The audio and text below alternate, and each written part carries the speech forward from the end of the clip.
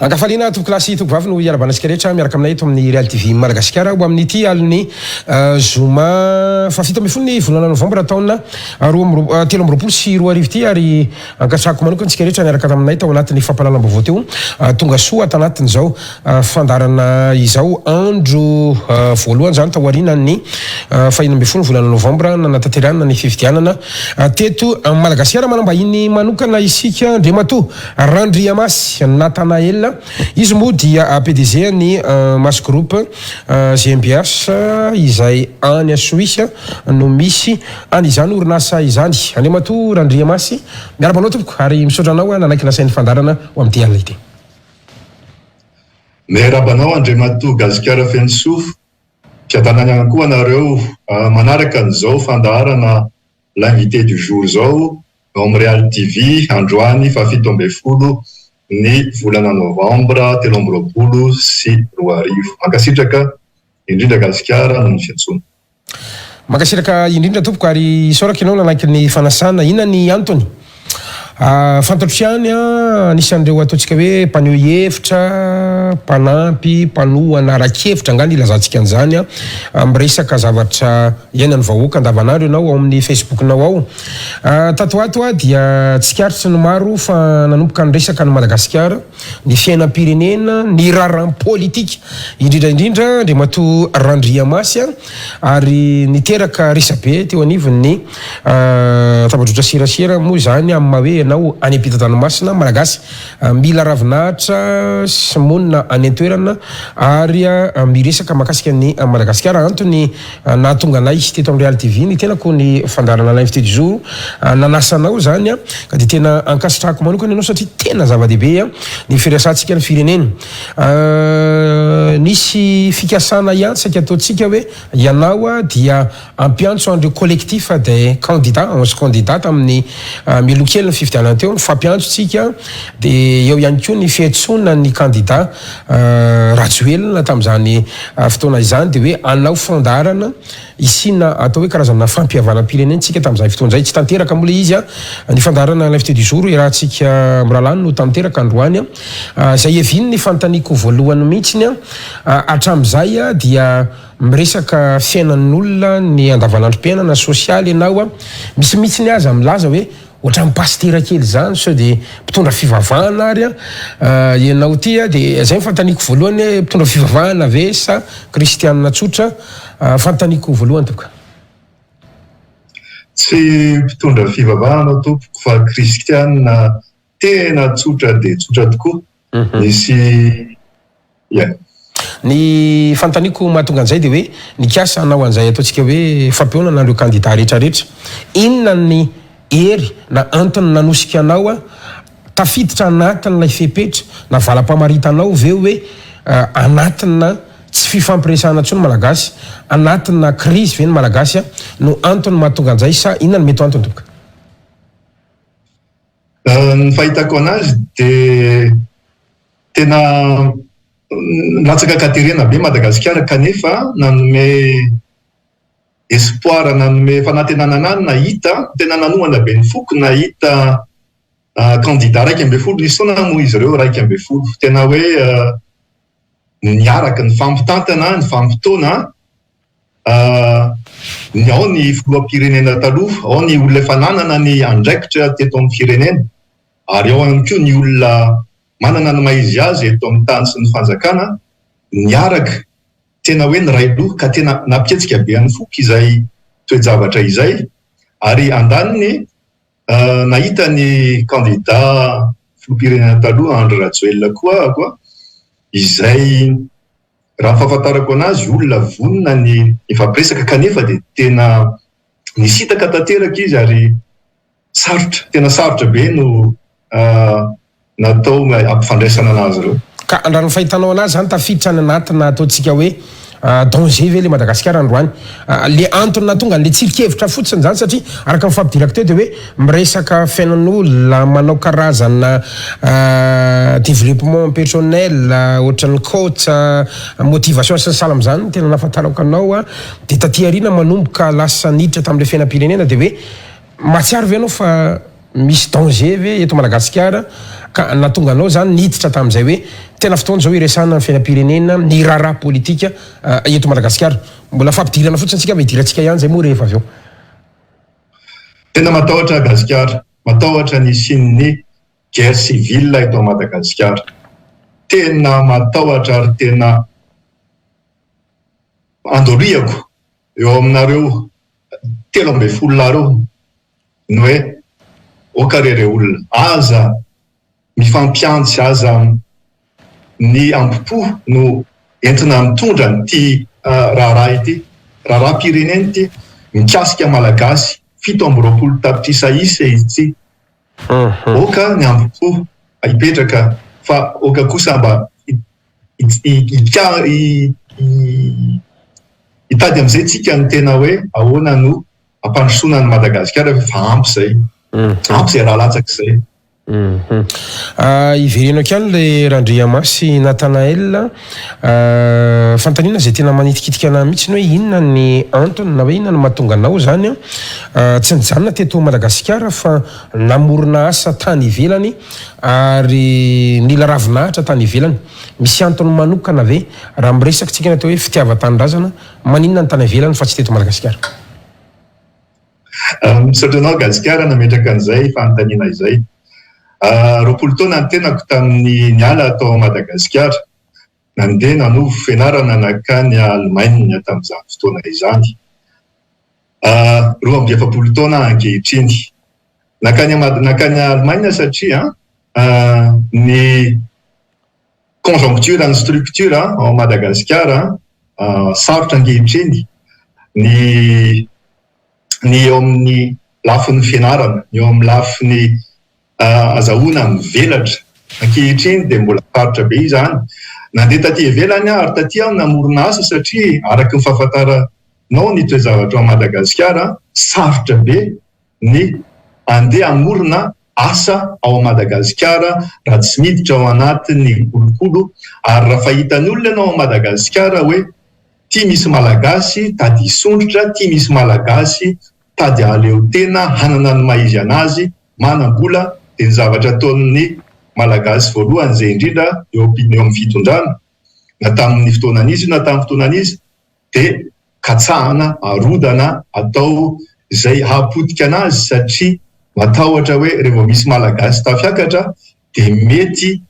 hanelingelina ny eo amin'ny fanjakana ny fitondrana. Ianao nefa ny ve mahita hoe azo ravana tsara zany système na hoe izany pratika misy zany satria ny mampalahelo ohatra eto raha ity orinasa anao ity ny resantsika dia mety niteraka asa ho an'ny malagasy mpiray tanindrazana aminao any mampalahelo satria ny any Suisse aloha zany zao no misitraka azy ao anatin'izany ataontsika hoe tontolo ny fampananana asa fampimoronana asa. Tena marina dia tena marina tokoa zany Gasikara. Izay indrindra nahatonga anahy izay no nanentana anahy izay ny motivation nahatonga anahy koa tsy maintsy intervenir. Olona tsy tena tsy mahay azy ity manao vidéo ty tena zavatra tsy haiko ty réseaux sociaux ozaka réseaux sociaux anareo ty tena tsy mahay an'izy ty ka nefa voatery satria tena nahita hoe mila miteny amin'izay tsika zao hoe les structures organisationnelles ao Madagasikara, les systèmes centralisés ao Madagasikara io mihitsy no hoe tsy mety tsony, tsy nitena ka tsy mety tsony efa tsy nety mihitsy hatramin'izay 80 taona lasa izay. Zavatra tonga dia nolovaitsika tamin'ny frantsay izy io tsy nametra-panontaniana mihitsy tsika fa navelany tamintsika teo izy io dia ino nitondrantsika ny firenena kanefa structure tsy mety mihitsy izy io ho an'ny Madagasikara ka raha te hanova zavatra eto Madagasikara raha te hampiverina an'ireo izay nitsoka rehetra afaka amin'ny tena hoe olona nitsoka raha te hampiverina ireo olona izay nitsoka rehetra dia mila hovaina io structure io décentralisena tanteraka ny pouvoir ao Madagasikara araky nefa niteneniko ny tianao tonga dia velabelariko sa mbola iandry kely ianao sa tonga dia afaka iandry kely fa hidirako eo fa le anton'le safidy hoe anivelany fotsiny zay ny andrasako fa hidirantsika ary zay tiako tena arahako kely mihitsy ny loha ny zavatra misy zao mantsy ny antony vaolana no entinao zany fampiavana sy ny structure sy ny rehetrarehetra zay idirantsika avy eo fa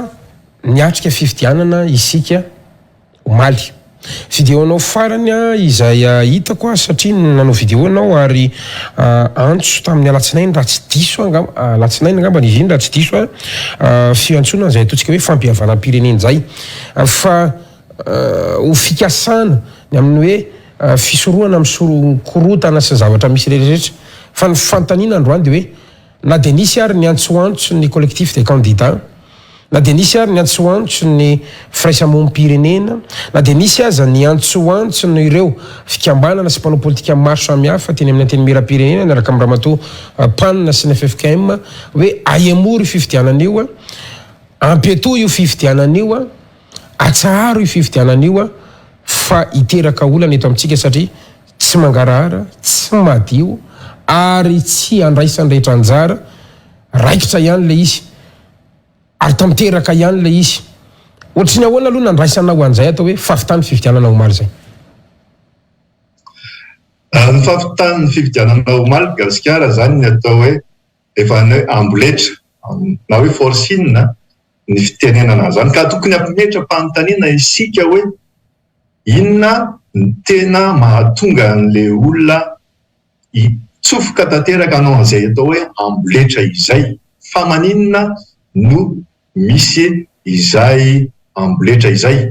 ary efa fantatra tsara ny efa fa tsy ahomby na ahoana io zavatra io fa iteraka saritaka iteraka korontana ampisaraka ny malagasy izay le dadiavina fantaniana apetraka tsy mbola hovariako zao ny olana dia ny avy any amin'ny andaniny zay ametranao zay fanontaniana zay nefa dia efa tena mametraka hoe tena demokratika tanteraka iny fifidianana iny atevitra hatramin'ny atao hoe tany fandraisana anjara ny tampifidy ny taux de participation ao anatin'izany rehetrarehetra izany mety ho legal izy ny fanontaniana hoe mety ho légitime nefa ny ve izy ao anatin'ny ako satria raha ny sary mandehitra zany zao dia tsy hembotra mihitsiny ny candidat zay mitarika zany ao anatin'izay fifidianan'izay ho anao safidy tsara ve ho an'ny Madagasikara zany tranga misy zany ninina tranga misy ao dia no mandroso foana makany amin'izay ataontsika hoe fandresena premier tour de vite izay indrindra Gasikara efa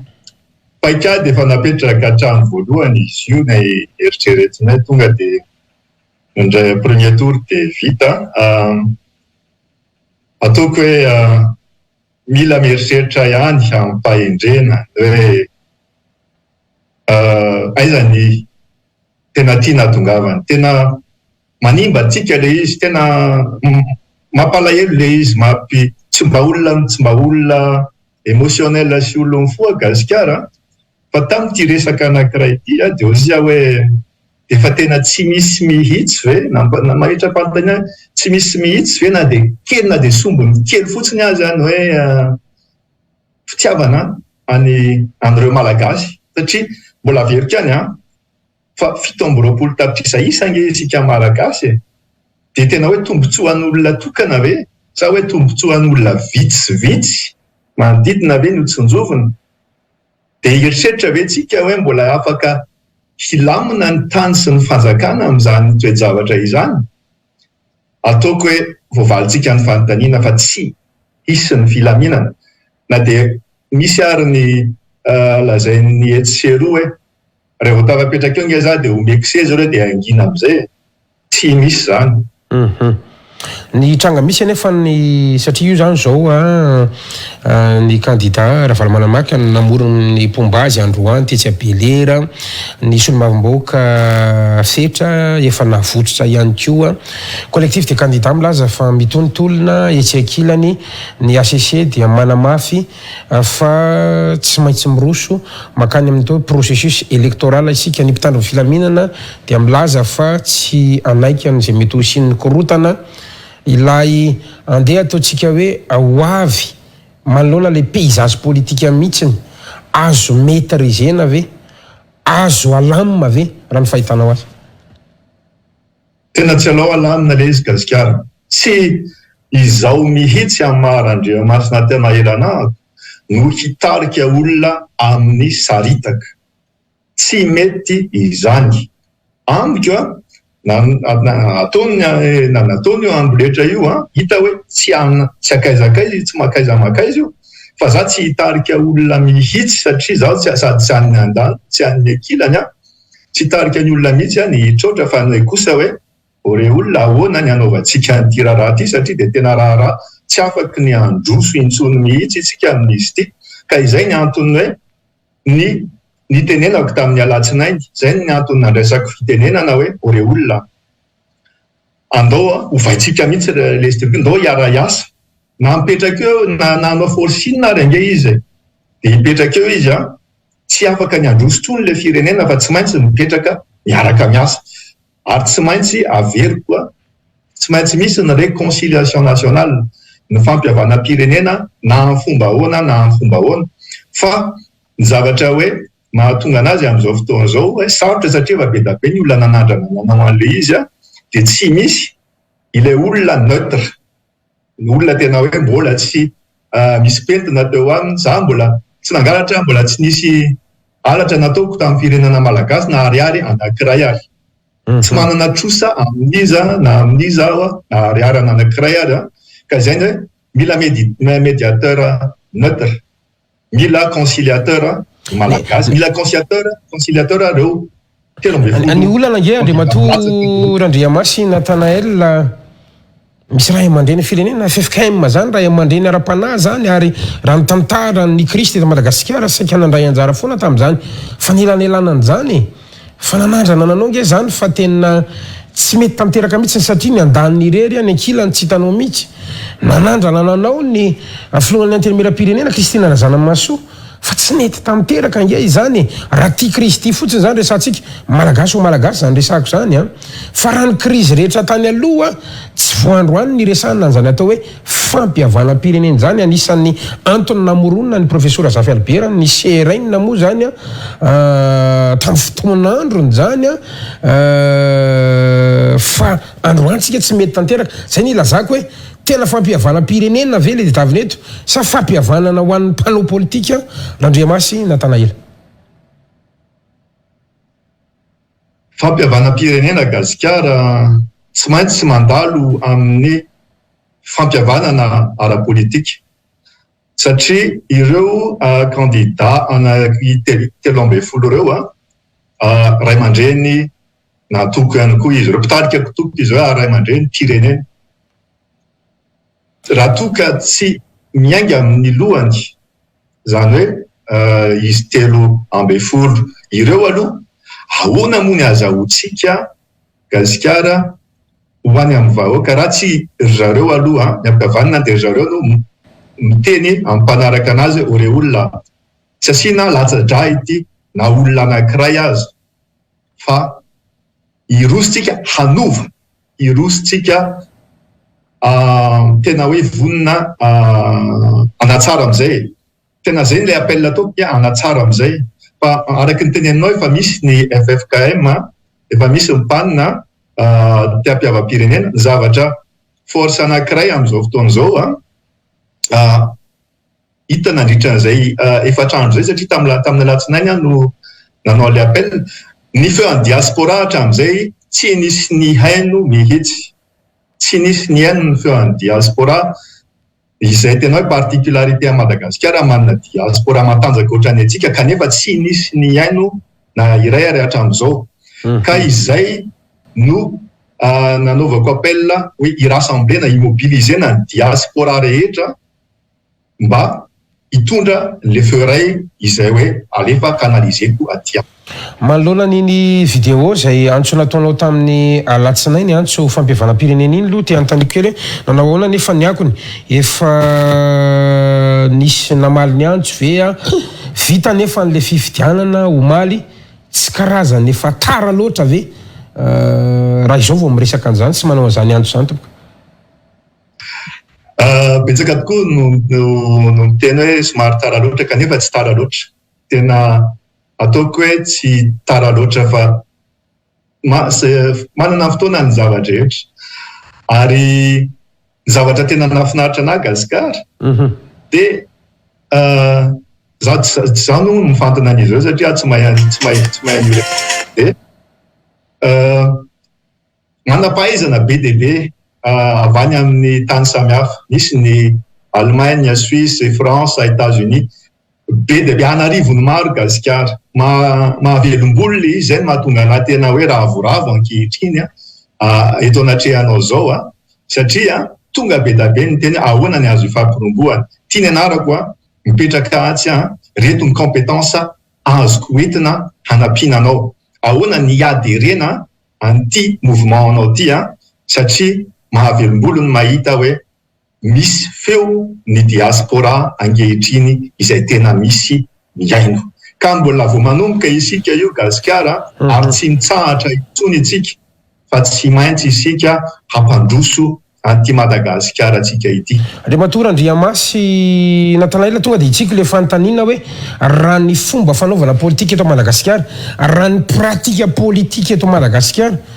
mino ve ianao fa ho tanteraka izany ataontsika hoe fampihavanana izany satria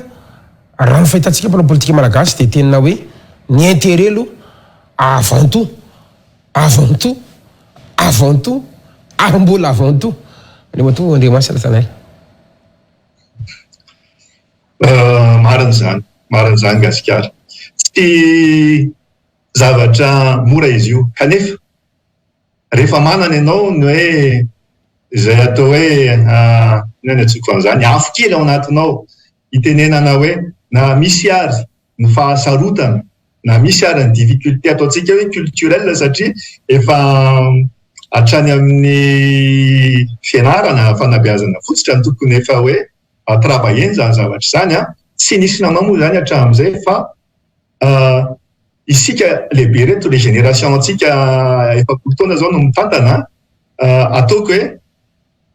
zay ny antony nanaovako an'ilay stratégie Gasikara hoe miainga amin'ny izy 13 areo sy indrindra ihany koa miainga amin'ireo olona manodidina anazy. Azonao angamba ny zavatra tiako tenenina hoe misy olona manodidina amin'ireo candidat tsirairay ireo, ao ny mpandraraha ohatra na malagasy, ao ny mpandraraha vahiny, mila miaraka amin'ny kondo, mila mitady n'ilay intérêt général, ka ny condition araka ny teneniko tamin'ny le vidéo nataoko voalohany iny dia ny hoe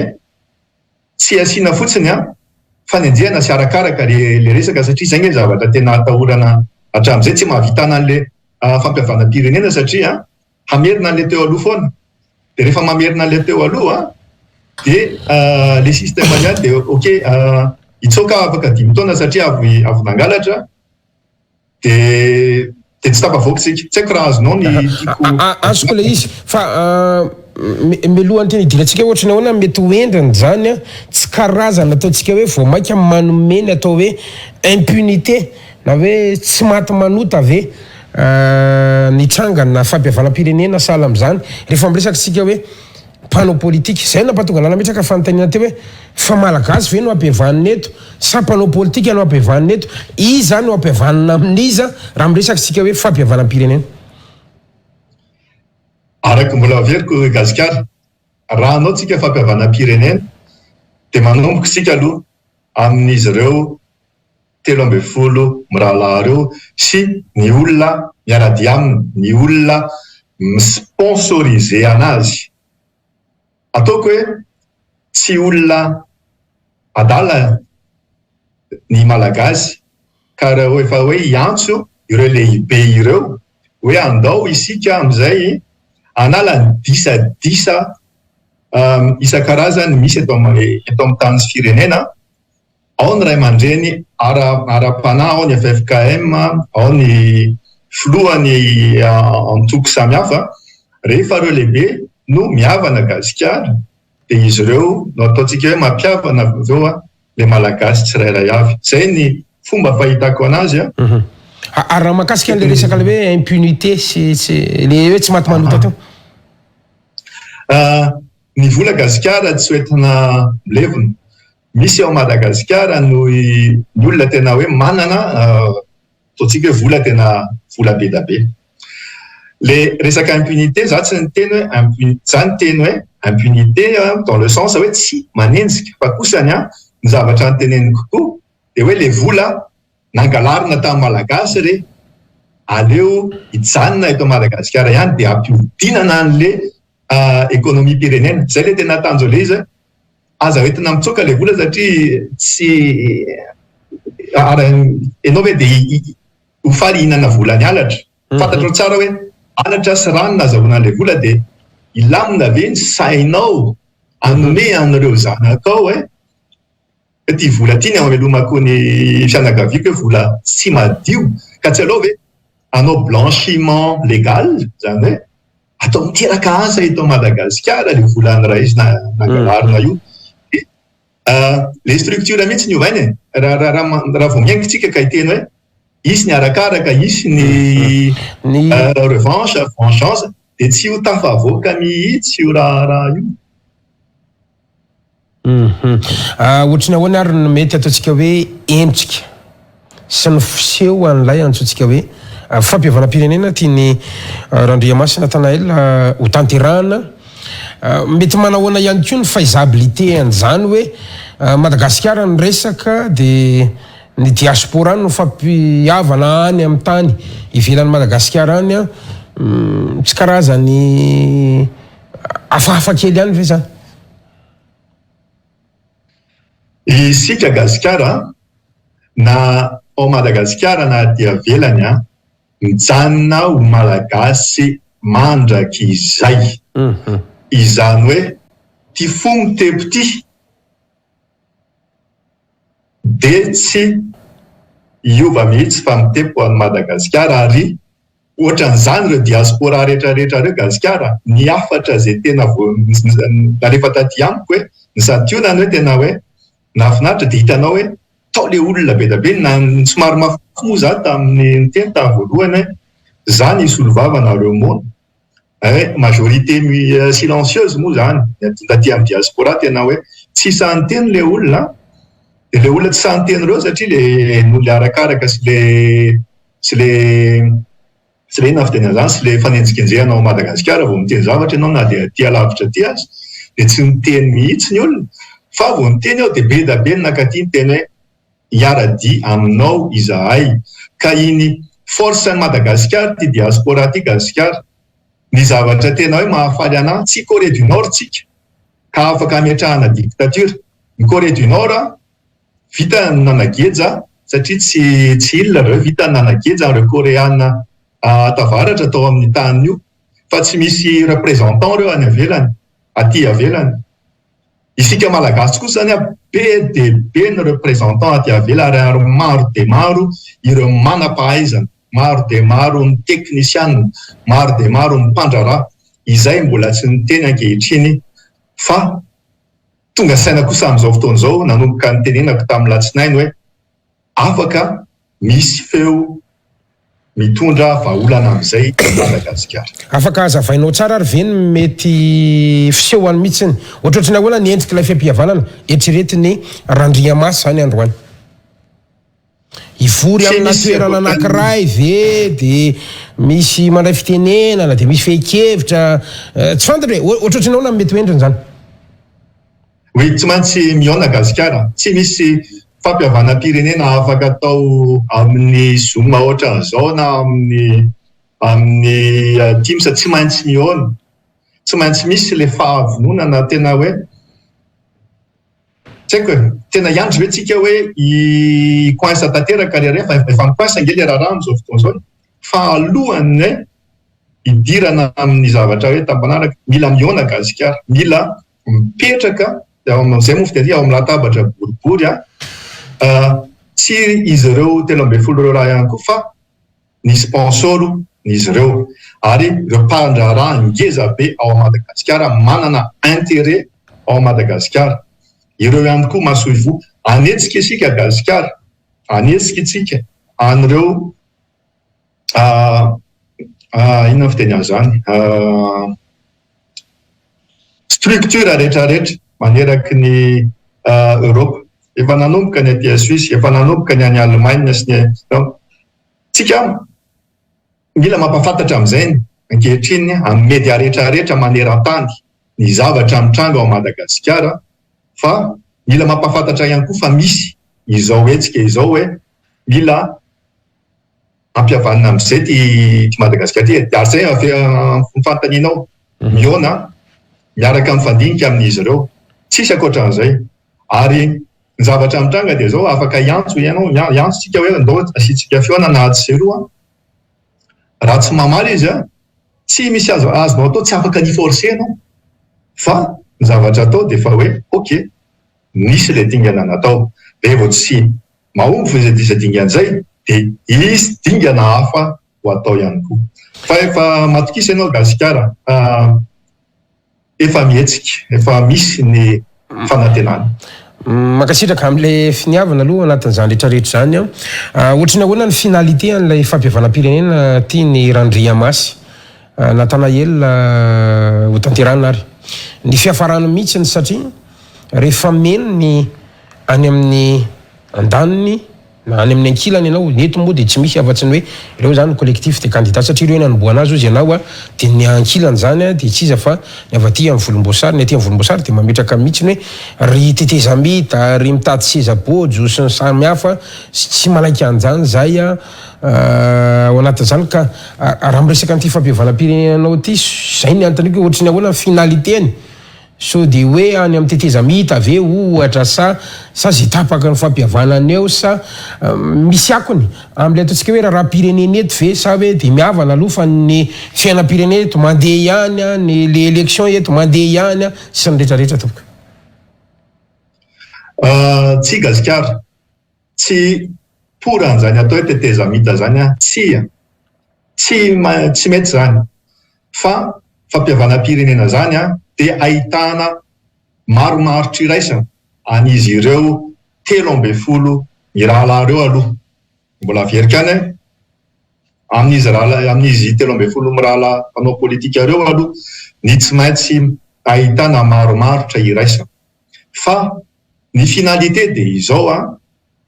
mila miova ny structure. Zay ny anany messageko zay. Raha te hanova zavatra ho an'ity Madagasikara ity dia mila ovaina ny structure. Namoaka moa zany ilay teoriako iny hoe saminy manana talenta daholy ireo candidat tsirairay avy ireo, ary tena samy manana ny talenta daholy izy ireo andriamatoa Gasikara,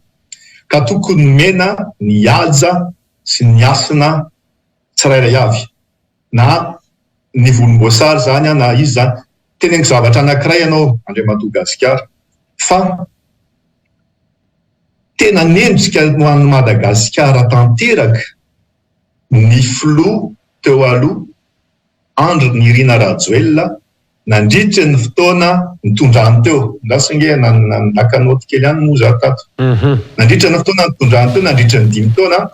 amiko zay ny hevitro Randriamasy Natanael anahy, tena nety ho an'ny Madagasikara ny fomba nitondrany Andry Rajoelina ny tany sy ny firenena nandritra ny 10 taona lasa, satria nahay ny gérer izy ny fomba fahitako azy avy aty hafa ny fomba fahitanareo azy, amiko nety tsara ny gestion ny crise Covid. Nanome ny président Rajoelina tsy nanao forcing izy hoe mila atao vaccine daholo ny malagasy, fa nanome fahalalahana sy fahalalahana ny hoe iza ny teanao sy iza ny tsy teanao. Na dia tsy jery ary ahako ny hoe inona ny zavatra hafa manodidina an'izay, tsy teanao inona ny anaran'izany kritika momba an'io, inona tsy vita sy ny vita, fa iny anankiray vita iny ny tena hitako, satria za koa moa anatin'ny sehatry ny fahasalamana dia iny amiko zavatra tena lehibe, satria mahakasika 17 tapitrisa malagasy. Nasitrizako ihany lesika azy. Dia ny tena somary nampime moa ny zavatra nolazaiko hoe ataoko atao raha zany no manao coordinateur dia Andry Nirina Rajoelina atao misahana ny resaka communication satria matanjaka be izy am'izay ny président Marc Ravalomanana atao miresaka misahana ny resaka industrialisation satria avanana be izy am'izay ny Flou Erajonary Mapianina atao misahana ny finance satria tena zavatra hainy io ny Floajo tena sady elakotsiny miaratsiny amin'ny Andriamatoa ajo Andrianaina Arvelo satria hatramin'izay le tsy haiko foana nanona ny anarany fa ankehitrina dia mialatsiny aminao satria nataoko tao anatin'ny satria mifanajana ny zavatra tedavitsika nataoko tao anatin'ny solosanako mihitsy nanoratra ny hoe ajo Andrianaina Arvelo mahafinaritra anay ny présidence mahafinaritra anay ny fomba fijorony amiko tena olona afaka mitondra zavatra mahafinaritra ihany koa ny firenena ireo candidat tsirairay ireo mbola verina foana ako amin'le candidat za mbola ao anatin'le situation foana hoe hitady maromaritra iraisana satria raha te hampandroso dia mila mampiavana tsy mila miditra amin'izany tetezamita zany Andriamatoa Gasikarafinso. Zay ny atahorany ny hafa mantsy zany hoe raha anao anty fampiavalam-pireneny tia inona ny mety hoako ny any amin'ny resaka le processus électoral fa zay mihitsy ny andraisany maro manko satria raha amin'ny resaka collectif des candidats tsika dia hoe tena fifidianana tena maloto hoe efa vomana meloa ny lisy-pifidianana ny resaka bulletin précoce resaka voka-pifidianana tena hoe tsy safidim-bahoaka zay zany ny ambaran'ny collectif des candidats hoe mitonitolona ka raha mieritreritra an'ity fampiavana pirenena zay resanao ty ianao azontsika eritreretina ve hoe misy akona any amin'le processus électoral ihany koa izy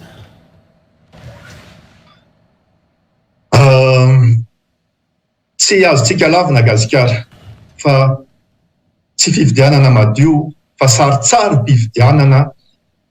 no mitranga omaly iny tsy misy olona afaka ny teny mihitsy hoe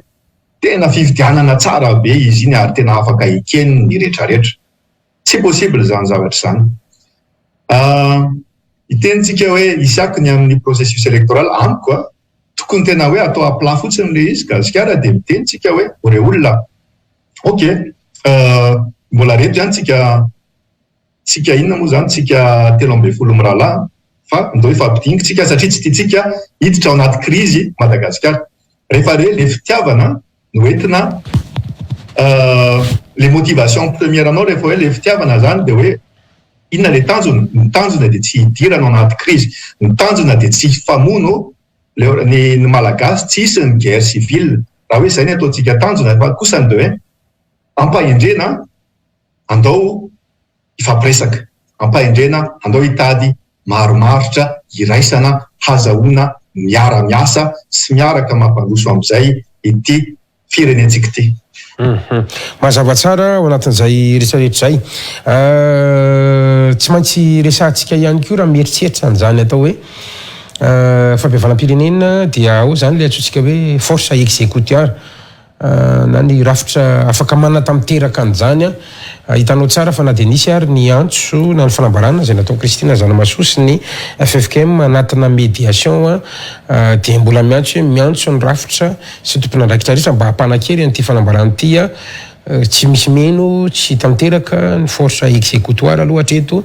dia ireo rafitra misy ireo ny gouvernemanta misy ireo ireo androm-panjakana misy ireo anao alahoany zay ataontsika hoe force exécutoire zay Andriamatoa Randriamasy Natanaela ie tsy misy mihaino tokoa izy ianao tena tsy misy mihaino tokoa izy ianao sarotra ny amaly an'izay sarotra ny amaly an'izay fa fanantenana ny anao hoe mbola misy any anatin'ny tsirairay avy any izay voakasika amin'ity raharam-pirenena ity mbola misy na dia kely monja azy zay ny fanantenako na dia mbola kely monja azy ny fitiavam-pirenena na dia mbola kely monja azy izao tena hoe hitondra ny feo diaspora ray manontolo aza ataonareo tsinitsinina ny feo an'ny diaspora avy alao zay ny ampiavana izay mbola tsy nangalatra na raha liary anankiray ary tany Madagasikara avy alao zay nitondra ny vahaolana. Ny vahaolana zay hoentitsika tiatiky tenena zany hoe raha ohatra hoe mandeha le antso raikitra tokoa le fahabevalam-pirenena zay everinao tonga ny olona mamaly ny antso fa ohatran'le teo hoe tsisy meno tsisy manatanteraka le izy zay le force exécutoire dia ahoana zany le tsazoko hoe tsisy manatanteraka dans quel sens zany hoe raikitra le izy tonga mamaly ny antsonao tonga daholo ny olona rehetra ho avy ary ireo candidat ataontsika hoe 12 ohatra ao anatin'izany tsy tonga ohatra ny candidat Ratsuel dia ahoana zany zavatra hitranga samy tsisy tonga ireo candidat fa misy malagasy marobe tonga manatanteraka amin'ny fampiavalam-pirenena manapaka ny amin'ny hoe zao ny zavatra atao zao ny zavatra ilaina tanterahana ao Madagasikara tsisy meno tsisy mampiatraka koa le izy ahoana zany raha ohatra zay le kisarisary na le hoe schéma mety hitranga zany Andriamatoa Gasikara rehefa hoe iroso amina dingana ohatran'izay dia tsy maintsy maka an'ireo herim-panjakana maneraka izao tontolo izao. Tsy maintsy atsofintsika ao ny communauté internationale, tsy maintsy atsofintsika ao ireo institution samihafa Genève, Bruxelles sy ny sisa fanampy atsika hoe ametraka an'izay resaka tenenao zay eo amin'ny resaka exécutoire hoe ore olona fiadanana sy fampiavanana tokoa ny zavatra ho tadiavintsika ary indrindra azahoana mievite ny guerre civile, azahoana mievite ny crise mandritry ny taona tsy afaka fierana tsony tsina zao tsy tena hoe 10 taona satria raha miditra crise am'izao Madagasikara dia crise tsy voafetra tsony mila fitantanana miaraka amin'ny ivelany io fa tsy vitatsika hoe pasipasoantsika samy malagasy eto ty resaky ty dia vita tsy vita ohatran'izay Gasikara. Izay ny antony hoe izay ny antony hoe mahatonga ana amin'ny tena hoe mila malagasy tsirairay isaky ny ville misy anazy ampahanfantatra ny journaux locaux, ny gazety misy amin'ny toerana anazy, misy amin'ny toerana misy anazy ny situation misy ankehitriny ao a Madagasikara. Efa misy karazana tetiandro kely ihany ve Andriamatoa Randriamasy Natanael araka ny eritreretanao zany an'izay ataontsika hoe fampiavalam-pirenena zay satria ianao nilaza teo hoe mbola tsy tara milaza hoe sao de fatara fa efa vita le scrutin zany le zoro le androm-pifidianana ohatrotry ny ahoana zany bidibe reo efa namaly ny antso izy ianao efa misy vinavinana tetiandro na sahala am'izany vita Andriamatoa Gasikara ny zavatra hitranga dia zao ho ataondro ny zavatra hitranga raha ny fomba eritreretako anazy dia zao ho atao mbola itoy io amboletra io ametrahana ny hoe premier tour de vita atao ny intronisation ny candidat numéro 3 tsy haiko amin'ny 2425 ho hitatsika eo isika kosa va tsy mampanina atsika zany afaka manao an'izay tiany satria nomena anazy fa efa nariamantolo misy adisoana ihany tao anatiny tao fa dia efa zay aloha ny zavatra misy zay ny toe-javatra misy dia afaka manao an'izay tanikipony izy aloha hatramin'izao fa ny zavatra tsara fantatra dia zao un moment ou un autre raha tsy maintsy tonga manao dialogue ny olona anankiray fa tsy afaka ny dia tifitra vahoaka etseroa fotsiny tsy mety izany fa ny zavatra rehetra mandeha par le dialogue efa isy ny etsika rassemblement voalohany kasaina ho atao amin'ny farany ty volana novembre ity tena accéléré be le izy au fait tamin'ny latsinainy zany hoe il y a 4 jours nanao an'le appel efa aingana be dia ny se structuré nisy synergie nafinaritra be amin'ny farany ty volana ity dia efa isy ny rassemblement voalohany amin'ny première semaine en décembre isy ny rassemblement faharoa ary efa manainga ny tsirairay rehetra koa naiza misy anazy Allemagne, Suisse, France, Belgique, Luxembourg manodidina rehetrarehetra efa tonga dia ifampiresaka sy ifampitaona fa itsika olona neutrtsika, apolitiktsika, zavatra kasaitsika dia ny fahasoavana ho an'ny Madagasikara irery ihany. Ny fahasoavana tsy ho an'ny malagasy vitsy anisa fa ho an'ny malagasy 7 tapitrisa isa mba hiadana amin'izay Madagasikara, hiadana amin'ny malagasy. Eny ary isaorako anatin'izay ataontsika hoe tena finiavan'izay Andriamatora Andriamasina Tanahelina satria na dia ataontsika hoe mila ravinahitra ny ivelany ary dia matsiaro fa mbola malagasy manana didy ho an'ity firenena ity. Idirako amin'izay satria tena ampiandohana nisy resaka ao izay nitapahako kely a dia hoy ny fanontaniako hoe raha ny fahitanao azy zany inona no mety ataontsika hoe antony tsy mampandroso an'ity Madagasikara ity inona ny antony mahatonga ny Madagasikara manitra anisan'ny lalana any amin'ny rambony manitra indrindra maneran-tany nefa Madagasikara tsy ao anatiny ny antsointsika hoe firenena miaty tompoko. Andre Madagasikara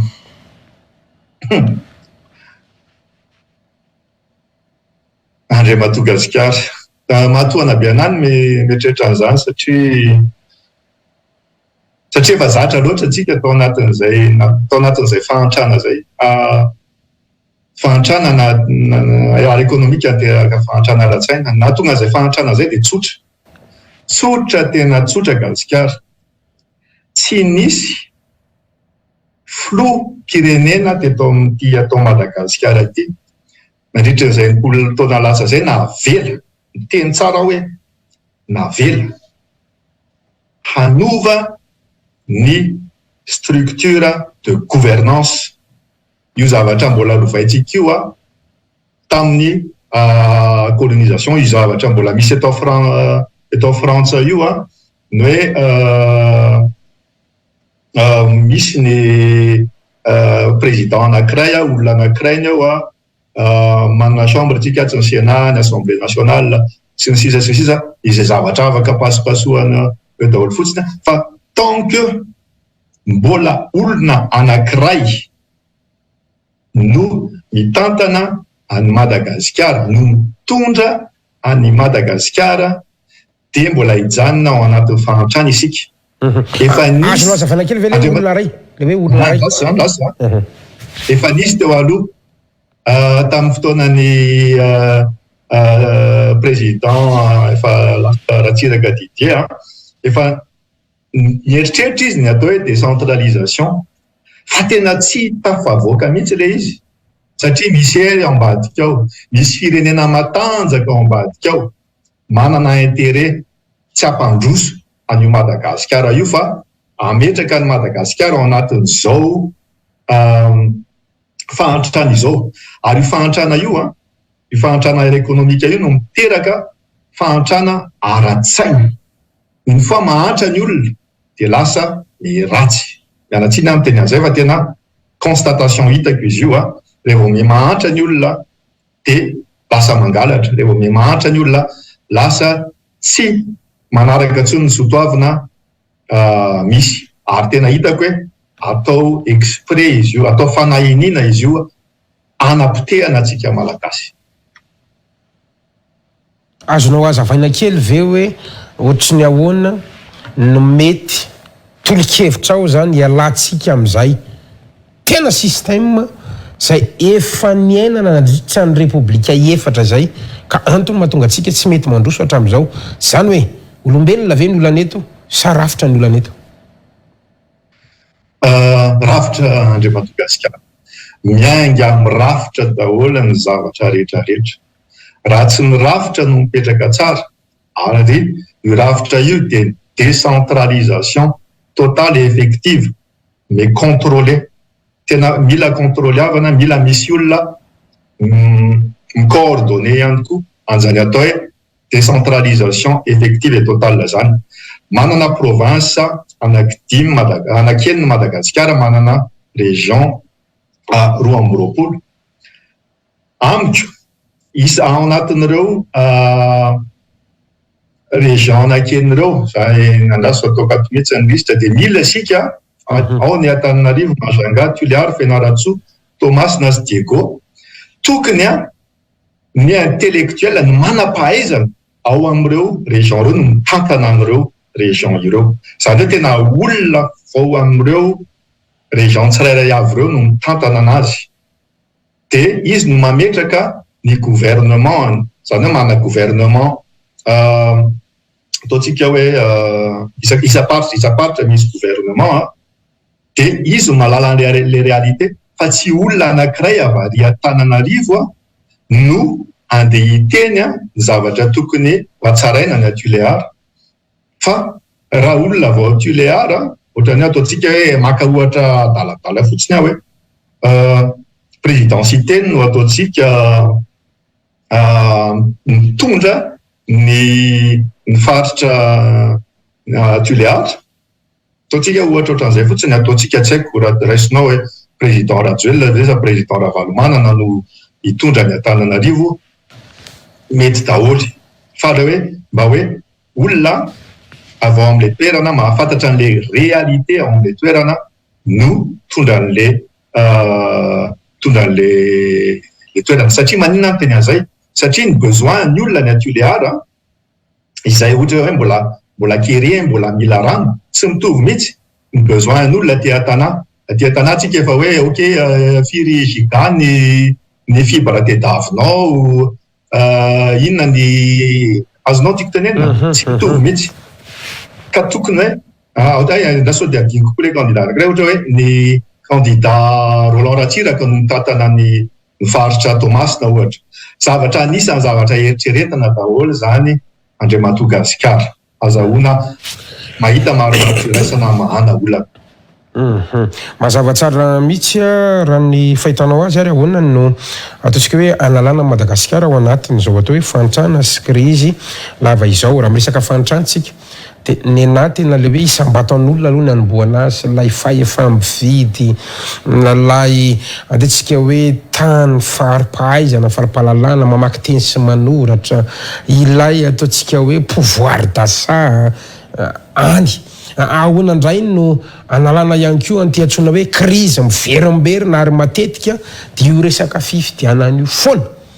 no fototry ny olona eto Madagasikara ka mahatonga izay atao hoe krizy siklika na hoe krizy miverimberina izay tompoka. Io krizy io dia mbola miverimberina io raha mbola tsy miova le rafitra aloha, mbola verika any le rafitra mila. Teneniko ianao fa raha vao miova io rafitra io, ny seza apetraka, ny seza indray ary ny olona hiasa indray ny tsy ho hitantsika intsony. Ny olona hiasa indray ny tsy ho hitantsika intsony rehefa mipetraka ny hoe fiovana atao hoe décentralisation totale et effective. Fa coordonné sy contrôlé bien entendu, fa tsy hanao foana ihany koa ny olona izay mitantana ny faritra. Ny priorité Gasikara dia tsisy akoatra ny asa, famoronana asa, tsisy akoatra ny fambolena sy fiompiana, tsisy akoatra ny fanabeazana fototra. Ireo ny pilier entina mampandroso firenena anankiray. Fanomezana asa, izay ny antony nanaovako antso adaladala nisy fotoana tamin'ny tanora hoe ory tanora, zay hoe orakizy akory fa ory tanora. Raha anao ihany tsika, isika mantsy malagasy somary olona bebe amiko izay, raha anao ihany tsika concours, dia andao tsy ataontsika concours masina hoe andao hijerena izay olona mahavita manao création d'emploi be indrindra. Ary izy io afaka ataoko zasy ianao, tsy voatery hoe olona manana vola be ohatran'izao na manana fahaizana be hatraiza, fa izany famoronana asa zany, na ny mpivarotranana, na ny mpivarotrena, na mivarokena, na ny manam-pahaizana, afaka manao daholo isan'ambaratongany. Fa mila kosany revehena amin'izay amin'ny malagasy le esprit d'entreprise. Satria ny malagasy tompo dia olona entrepreneur daholo matohatra amin'izao, mbola afaka misakafo ihany ny klasy moyenne efa lasa mahantra moa, fa dia tena miady dia miady. Ka raha velanao manana an'izay, sy atosika eo amin'izay le izy Gasikara hoe ampiroboroboana amin'izay, finansena amin'izay ny olona manana esprit d'entreprise. Ny olona te icréer emploi, ny olona te hamboly, te iompy, omenao tany, omenao financement, de tafavoaka io Gasikara. Mazava tsara mihitsy ao anatin'izany rehetrarehetra zany ny olana eto Madagasikara ihany koa, Andriamatoa Randriamasy Natanael, de tena ambony be ny atao hoe tany fanatisme, ambony be ny tany ataontsika hoe culte de personnalité, ary hitanao mihitsy ny atao hoe fizarana roa ny atao hoe mpifidy ana candidat anankiray, ohatra tena hoe na le olona foefo be, tena le olona le tena manana 4 be sy efa milamy reny fiainany de na le olona tonga de tena sahirana, tena hitanao hoe mijaly amin'ny fiainana, azo atao ve ny mamahany zany zavatra zany raha ny fahitanao azy?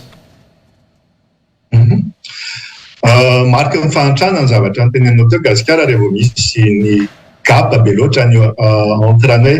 olona tena manan-karena be sy ny olona tena mahantra kely. Zany hoe tsy misy zany classe moyenne zany amin'ny ankapobeny zany de voilà. Zay indrindra rehefa tsy misy tsony classe moyenne atsika efa ao anatin'ny tena hoe mahantra tanteraka. Tsika tsy pays en voie de développement, tsika pays sous-développé. Satria les classes moyennes teo taloha en 2008 tsika efa nanomboka nisy classe moyenne nafinaritra, de nisy an'le crise iny de tena potika tanteraka. Le olo mbola afaka tafavoaka kely ihany tamin'izany fotoana zany lasa nahantra. De ny olombitsy, nisy olombitsy afaka isaina amin'ny ratsan-tanana no lasa niroborobe ny volany. Tsy ny hareny fa ny volany. Satria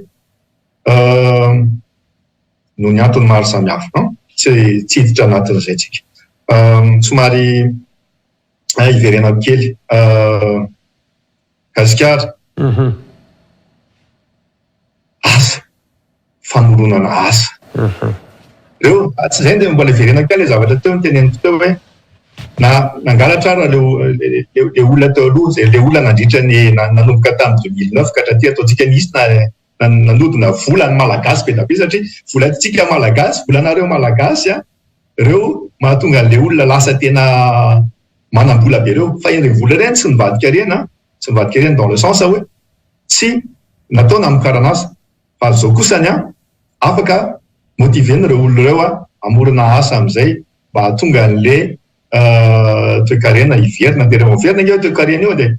tsy misy tsony ny verina toe-karena, miasa ny olona tonga fandriampahalemana, tsy mila tsony ianao rehefa coordinateur ny province ny Antananarivo, tsy mila tsony ianao andeha 4x4 sy arana garde du corps, fa afaka mandeha makery anala mahitsy, mandeha tongotra ianao, mandeha mihinana mofo gasy kely ery amin'ny trano mangy ery ianao rehefa tonga ny fotoana hoe tsisy hoe mandeha tsara le fiainan'le olona. Rehefa mandeha tsara fiainan'le olona, tsy mila matahotra tsony ianao. Fa tena vonona ve sika amin'izay? Za vonona tompoko après anareo azahoantsika mandeha any amin'izany tanjona izany. Anisan'ny firenena malaza fa manan-kareny Madagasikara noho ireo otrikarenina ao ambanin'ny taniny. Anisan'ny manana velarana ranomasina lehibe, le économie bleue resantsika amin'ny alalan'ireo arena anaty ranomasina ny ety ambony tany, mangony fotsiny na ny fizahantany, ny toerana izay ahitana ressources maro samihafa, indrindra ny faune sy ny flore zany Madagasikara zany. Olombitsy anefa no tena misitraka no miaina, tsy misy akony any amin'ny tapam-bolam-panjakana, tsy misy akony any amin'ny fandrosoan'ny Madagasikara zany rehetra izany. Ny fantaniko androany dia ny hoe mety afaka hitsimbadika andray andro any ve zany tantara zany, fa nizaniza teo, nizaniza ny resaka teo atreto tsy mbola misy akony any amin'ilay 7 tapitrisa resanao ny fananatsika andreo arena, tsy tapespesienina zay lazaiko reo. Andriamatoa Randriamasy Natanael. Andriamatoa Gasikara, rehefa miova ny rafitra, rehefa mananasa ny malagasy, ary vonina ny anome asa nyreo tsiraray avy manodidina anazy, ireo zay nanangona arena hatramin'izay, arena ny malagasy ireo, arena tsika tsirairay ireo. Rehefa voninareo reo nareo tsirairay avy ireo, izay indraindray tsy mahita tory satria sarotra zany miaina amina hoe fantatrao hoe tsy madio zany vola anananao zany. Raha nareo reo ny atao hoe alefa am'izay manao blanchiment légal, manao challenge mamorona asa, de tratrarana le nofinofy nolazaiko hoe hanome sakafo mafana an'ireo malagasy 7 tapitrisa isa isan'andro. Zany tonga ho azy ange zany rehefa manana asy reo, rehefa manana asy reo, rehefa manana ny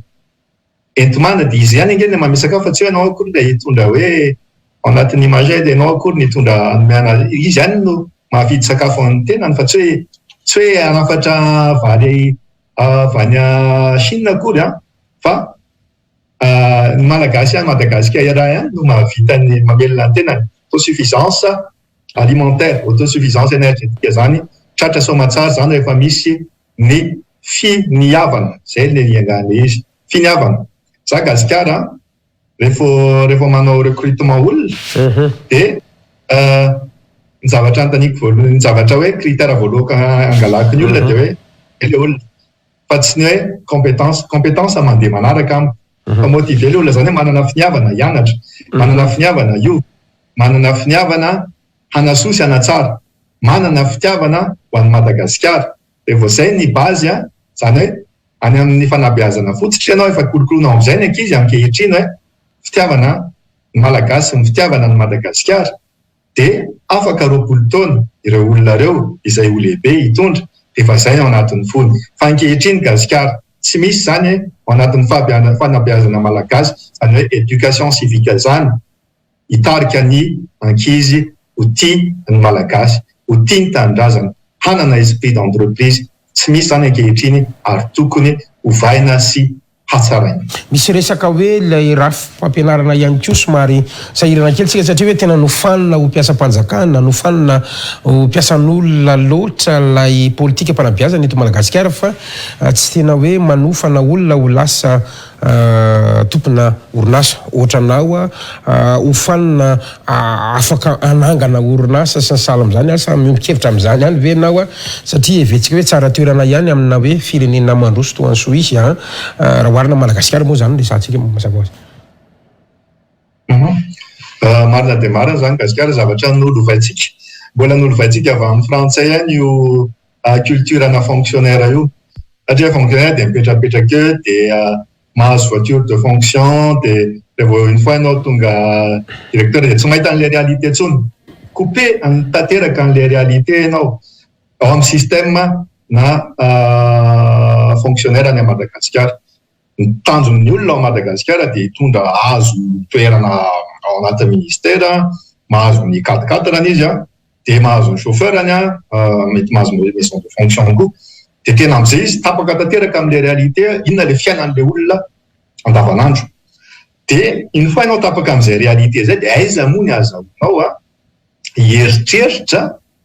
hampandroso any Madagasikara, satria le ianao ary coupé an'le réalité. Tenanao zay avy aty avelany tsy coupé an'ny réalité zay, satria ako rehefa tonga any tonga matetika any de ataoko zay ahita mandeha fotony moa zany no fitenitsika anazy, jerena hoe ahoana le tena fiainan'le olona, azahoana mampandroso anazy. Averiko tsy mbola nivaliko le fanontanianao hoe tsy isika malagasy manana an'izay esprit d'entreprise zay. Ankehitriny sika tompoko de mbola voageja ao anatin'le rafitra nolovaitsika hoe fonctionnaire sy ny sisa. Rehefa tonga le finiavana hoe hovaina le izy, mbola mahatoky sy manana fanantenana fa ny malagasy. Afaka 20 taona teneniko satria zavatra tsy afaka iova du jour au lendemain io resaka io, fa mbola mahatoky fa misy ireo malagasy manana an'izany esprit d'entreprise zany, na de hoe informel ary izy am'izao fotoana zao rehefa tena hoe poussenao io vita foana io haitsika manova. Fa zany ho an'ilay ataontsika raha fampianarana manomboka any amin'ny ambaratonga fahatelo ny fampianarana ambony sy ny sahala am'zany zany fa ianao koa manko anisany manana nofinofy tsy maintsy mianatra am'izay zaza malagasy rehetra tsy maintsy mahita asa am'izay ny tanora malagasy rehetra ao anatin'ilay tanjona am'le fampihavanana foana zany rehetrarehetra zany a anisan'ny olona anankiray ihany koa satria zay le resaka teo le pouvoir d'achat Andriamatora Andriamasy lay malagasy mihitsy zany androany tsy manana an'izay moyen izay intsony lay fahefa mividy zay intsony fa eto nge misy an'izany atao hoe sekolim-pianjakana zany fa tsy maintsy mandoha vola ianao vao afaka mampianatra ny zanakao na fitaovana sy ny maro samihafa ohatry ny ahoana zany ny fomba ataontsika hoe ifandraisan'izay amin'ity le resaka fampihavanam-pirenena sy hatanteraka an'le nofinofinao ao anatin'ilay fanabeazana ihany koa. Oui, tena hoe any aminay fanabeazana ambaratonga fototra no mila soloana, mila ovaina tanteraka, mila hatsaraina tanteraka. Any amin'ny fanabeazana fototra no kolokoloana izay fitiavana anorona, izay esprit d'entreprise izay saina tia mitsikera, saina avela ihany koa mitsikera satria amintsika nge tsy misy loatra zany hoe avela mitsikera zany gasikara ny ao Madagasikara vao mitsikera ianao de mahazo menasy ka mbola zay ny mifandray amin'ilay fampihavanam-pirenena le izy satria le fampihavanam-pirenena ataontsika afaka resitsika image charte ataontsika hoe ore olona andao anankiray ny objectif atsika. Le objectif napetraka ao dia ty le objectif voalohany tiako reo malagasy 7 tapitrisa isa hanana sakafo mafana au minimum une fois par jour. Tiako hanana accès amin'ny rano izy ireo, accès à l'eau potable. Tiako isay samy manana fanabeazana afaka mandeha ny an-tsekoly daholo. Apetraka hoe zay le zavatra tianao ho tratrarina. Ao anatin'izay fomba anatratrarana an'izay de ao anatin'le voalohany indrindra fampihavanam-pirenena. Ahoana moa ny azahoana anomboana miasa amin'izany tanjona zany raha tsy mihavana ireo zoky ray aman-dreny, ireo anadasy anavavy, ireo izay mitady fahefana ireo. Une fois izy mihavana, une fois d'accord tsika hoe ok, andao rangaha hovaitsika ty ravitra ty fa tena tsy mety tokoa izy ty, andao ho tsinjaratsika ny fahefana, andao ataontsika priorité amin'izay ny malagasy tsirairay, ataontsika priorité ny fanabeazana fototra, ny famoronana asa, ataontsika priorité ny fambolena, ny fiompina, tafavoaka io, ataontsika priorité ny suffisance énergétique, tafavoaka io gasikara. Eny ary amarana ny fandarantsika Andriamatora Andriamasy Nathanaël, fantaniko farany tena tiako mahitsy ny valiteninao satria fafito ny volana septambra raha tsy diso nisy ranty izay nataonao tao amin'ny page Facebook fa 2028 ny fotoanatsika, 2023 anoana olona ary olona manam-pahaizana satria malahelo ianao amin'ny malagasy izay mifidy olona mety miarivo sy mizara t-shirt anaty fampalizan-kevitra dia vao manabotry. Andriamatora Andriamasy Nathanaël manana ambition ho filoham-pirenena malagasy ianao? Andriamatora gasikara faran'izay tsy tiako zany hoe antsoina hoe filoham-pirenena zany satria anatin'le filoha tsy haiko avaiza avy any amin'ny longa mba le filoha fa na le connotation le izy hoe filoha tena efa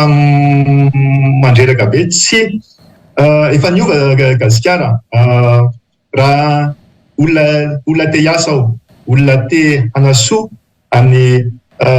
Madagasikara ao, te i-coordonner sy anao médiateur aloha, médiateur zay anao coordination. Tena loatran'ny tafatsofoka mialoha tamin'ity indray mitoraka ity satria nisy an'ity toejavatra ity. Raha azonao averina kely le fantaniana voalohany ty satria nahafinaritra be anahy ary somary very kely ny filididiako satria tsika iresaka an'izay zavatra niresahanao zay fa somary misorifatra kely sao dia mba tsy manino zany hoe ny tena fantaniko zany de hoe manana ambition ho filoham-pirenena ve anao fa ny introduction nampidirako azy de hoe nisy ranty zay navoakanao tamin'ny Facebook 7 septembre tadidiko de nilaza ianao hoe 2028 ny rendez-vous atsika 2023 za anohana olona manam-pahaizana manana asa fikasana mpanoso a Madagasikara ohatra miresaka ohatr'izay zany le izy raha tsy diso fa ny mampalahelo aminao de ny malagasy ny olona mamedimy arivo sy mizara t-shirt no fidiny ary manabotry azy avy eo zay le introduction ampiasaiko teo. Iny resaka niteneninao teo iny Gasikara no zavatra tiako no nitenenina voalohany teo fa raha tena rehefa tena hoe madio ny atao hoe fifidianana rehefa tena hoe madio ny fikarakarana ny fifidianana filohan'ny firenena zany izay anatiny mbola ataontsika nofinofika ihany koa de Gasikara tsy tokony hisy mihitsy zany hoe andeha ianao concert andeha hizara vola andeha hizara t-shirt kaskety sy ny sisa sy ny sisa raha mbola ohatran'izay ny eo Madagasikara ny fomba hoe anaovana propagande raha mbola eken'ny CNI communauté internationale sy ny sisa hoe Madagasikara ngeka tany mahantra sous-développé afaka manao an'izay tany kibony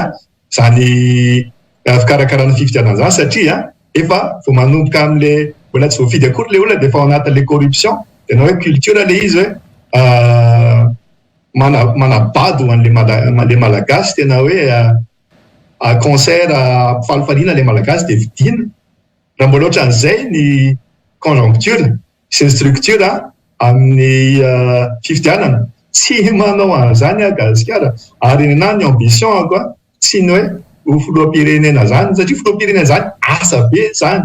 tena hoe asa be zany raha tsy nirafitra ny miova raha miova io rafitra io de vonina koa ny coordinateur any Madagasikara satria zavatra aiko io rafitra io zavatra aiko ny miresaka amin'ireo androm-panjakana samihafa satria olona mitovy niveau amiko ireo mahay miresaka amin'ireo efa niarany asa tamin'ireo nandritra n'izay 20 taona lasa zay ao tsy malagasy matahotra rehefa mahita vahiny ka vahiny manana ataontsika hoe position na PDG position na ministre position na tsy manana satria efa olona mifanerasera amiko ireo haiko no miresaka amin'ireo Gasikara ny zavatra lesiko eo amintsika ny olona matetika tsy manana an'izay niveau zay vao mahita vahiny de efa matahotra ty amin'ny tonga de efa manisy echelon ty ambony za tsika tsy ohatran'izay Gasikara tsika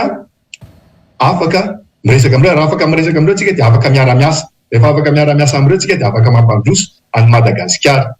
fa zay Gasikara ny fepetrany ianao hoe mila zavatra madio mila rafitra madio sy vanina vao mahita nareo an'izany hoe Randriamasina Talahila zany afaka ho coordinateur ampandroso a Madagasikara. Fa ino moa mbola andrasantsika zany hoe ovina izy madio vonina milamina fa ianao manokana mihitsy le Randriamasina mihitsy manana an'izay fanirina coordinateur ny tianao ilazana azy tsy maninona fa ho numéro 1 any Madagasikara zay ve anao manana aloha sa tsy manana aloha atreto fotsiny. Gasikara te tia malagasy aho ary te hampandroso any Madagasikara tia ny malagasy 7 tapitrisa isa aho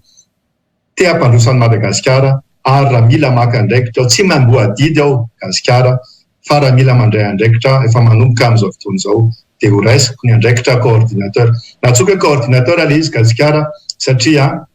tsy tiako hitako hoe mila fanetretena betsaka amin'izay tsika malagasy satria isika malagasy olona be ambo ka mitady an'io titre io tsy titre io Gasikara fa asa io ary asa mafy zany hoe hitondra firenena zany tsy titre hoe ho lasa mpanjaka kely ianao rehefa lasa hoe président raha le rafitra ny eritreretiko de ho vitsy kely ny compétition hoe anao an'izany coordinateur zany satria miandry résultat rehefa avy eo hoe tafavoaka ve sa tsy tafavoaka le tanjony. Andriamato Randriamasy Nathanaël raha misy afatra farany mety ho fampitinana mety nisy zavatra no manokana fa tsy nantany tata anatin'ny fandarana fotoana zao tompoko. Ry malagasy namako, ry malagasy tiako. Il n'est jamais trop tard, tsy tara mihitsy izao na inona zavatra mitranga fa mbola afaka miaraka mifarimbona isika, mbola afaka miaraka mivondrona isika. Ka miantso anareo aho, mpandraraha malagasy na any Madagasikara nareo, na aty ampitan-dranomasina nareo ifandray tanana, miantso anareo aho, créer le équipe moa ty page ao amin'ny Facebook ty fampiavana pirenena Randriamasy Nathanaël, de tena miantso anareo ahoana moa ny ataon'zareo zay suivre izy amin'ny teny gasy, folgen izy amin'ny teny allemand hoe arao fa andao isika amizay hiaraka hiasa mialatsiny fa somary meratsy le luminosité satria laka be le etsapita etsy. Ndao tsika ifarimbona fa vao manomboka ty etsika ty fa Madagasikara tsy maintsy mandroso ary ny malagasy tiako ary avelao nofinofiko ny ahita hoe 7 tapitrisa isan'ny malagasy mba ahita sakafo isan'andro alohan'ny ekipiny ty masoko ty. Mankasitraka Gasikara, mankasitraka anareo malagasy rehetra mpanaraka sy mpanoana. Mankasitraka manokana Andriamato Randriamasy Nathanaël PDG Mas Group GBS Suisse nanaiky nasain'ny fandarana tamin'ity alina ity tompoko.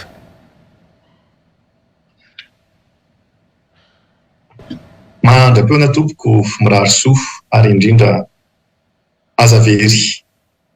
azavery espoir fa mbola vao manomboka isika mahereza daholo ary fiadanana ho anareo rehetrarehetra. Veloma tompoko. Saotra indrindra tompoko dia mirary soa anao maniry mbola iverenanao ato anatin'ny fandarana ho amin'ny manaraka indray tompoko. Eny ary tapitra ny fandarantsika mankasitraka antsika rehetra niaraka aminay hatramin'ny farany fandarantsika manome fotoana ho amin'ny manaraka indray tompoko lasy tompoko avy. Veloma tompoko.